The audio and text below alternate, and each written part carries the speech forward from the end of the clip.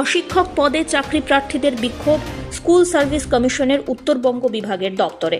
অভিযোগ 2021 সালে তাদের ভেরিফিকেশন হয়েছিল। মোট 156 জনের ভেরিফিকেশন হয়, তার মধ্যে 26 জন ওবিসি। বাকিদের নিয়োগ হয়ে গেলেও ওবিসিদের নিয়োগ করা হচ্ছে না।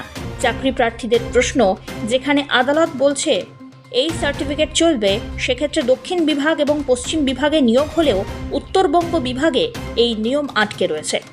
প্রাথমিক শিক্ষা সংসদের উত্তরবঙ্গ বিভাগের সভাপতি সাধন কুমার সাহা এ বিষয়ে বলেন, আদালতের রায়তেই স্থগিত আছে এটি।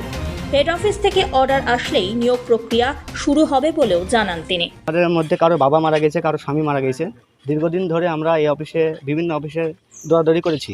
যাই হোক, আমাদের 2021 সালে ভেরিফিকেশন হয়েছে এই অফিসে, মালদা স্কুল সার্ভিস কমিশন অফিসে। ভেরিফিকেশন হওয়ার পরে 24 সালে আমাদের কাউন্সিলিং হয়েছে, স্কুল চয়েস হয়ে গেছে, সমস্ত কিছু হয়ে গেছে। তো আমাদের জেলাতে 56টা ছেলেমেয়ের কাউন্সিলিং হয়ে গেছে। তার মধ্যে 40 জন মতো জেনারেল, এসসি, এসটি তারা রেকমেন্ডেশন লেটার পেয়ে গেছে, কিন্তু আমরা পাইনি। এই জন্য আমরা পাইনি, আমরা ওবিসি।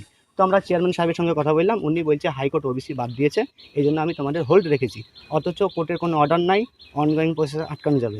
কোর্টের কোনো অর্ডার নাই যার চাকরি পেয়ে হিসাবে বাতিল করা যাবে। অথচ উনি নিজের ক্ষমতার জোরে, নিজের চেয়ারের জোরে উনি এই কাজটা করেছেন।